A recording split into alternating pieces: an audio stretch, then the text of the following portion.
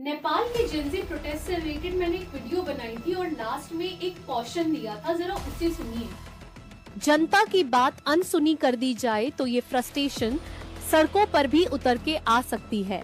Otherwise हम भी ऐसे अनरेस्ट को फेस कर सकते। और अब उत्तराखंड में नौजवान युवाओं के द्वारा जो प्रोटेस्ट चल रहा है उसे सुनिए। जिन युवाओं ने अगर नेपाल जैसी हालत कर दी ना और उत्तराखंड में मौसम खराब रहा तो इन्हें लेने के लिए तो हेलीकॉप्टर भी नहीं आएंगे सर, ये तो यही मरेंगे फिर। जैसे बांग्लादेश में नेपाल में ये हुआ ना, उनको हेलीकॉप्टर के द्वारा उठाए गए नेताओं को। यहाँ पे तुम दुआ करेंगे उस दिन उत्तराखंड का मौसम इतना खराब रहे कि जिंदा जलाए था। 21 सितंबर 2025 को यूके SSSC ग्रेजुएट लेवल पटवारी का एग्जाम कंडक्ट कराया गया था, जहाँ पे पेपर लीक हो गया। पुलिस इन्वेस्टिगेशन में ये सामने आया है कि मुख्य आरोपी खालिद मलिक ने सॉक्स में फोन डालकर एग्जाम सेंटर में गए थे और मेन गेट से एंट्री ना लेके दीवार फांद के एंट्री करी थी और पेपर शुरू हो जाने के बाद वॉशरूम में जाके 3 पेजेस की फोटो अपनी बहन साबिया को भेजी। साबिया ने फिर ये फोटो टीरी गढ़वाल की असिस्टेंट प्रोफेसर सुमन चौहान को भेजी और उसके बाद ये फोटोज वायरल हो गई।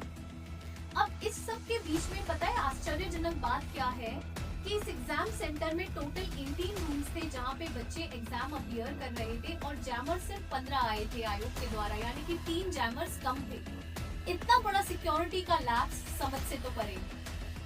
अब स्टूडेंट्स की ये डिमांड है कि इस एग्जाम को रद्द करवा दिया जाए, पर अब देखिए दूसरी तरफ क्या हो रहा है। के बारे में क्या पूछा हुआ? सर वहाँ से पेपर लीक के बारे में हमसे कहा गया कि आप ये बोल रहे हैं कि पेपर का रिजल्ट घोषित करो, इस बात के नारे लगवाए। आयोग का ये कहना है कि सिर्फ एग्जाम पेपर के 3 पेजेस ही तो लीक हुए थे और वो भी तब हुए हैं जब पेपर स्टार्ट हो गया था।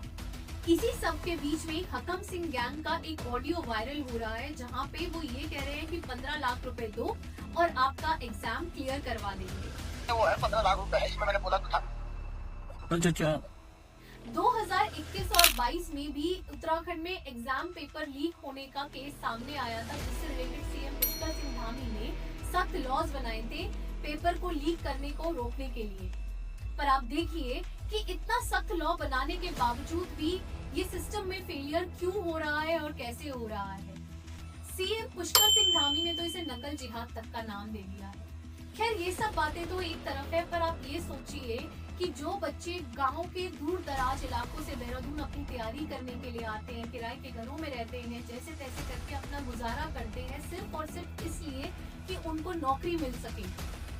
2-3 साल की कड़ी मेहनत, लाइब्रेरी, कोचिंग में अटेंड करने के बाद अगर उन्हें ये पता चले कि उनके साथ, उनके भविष्य के साथ इस तरीके का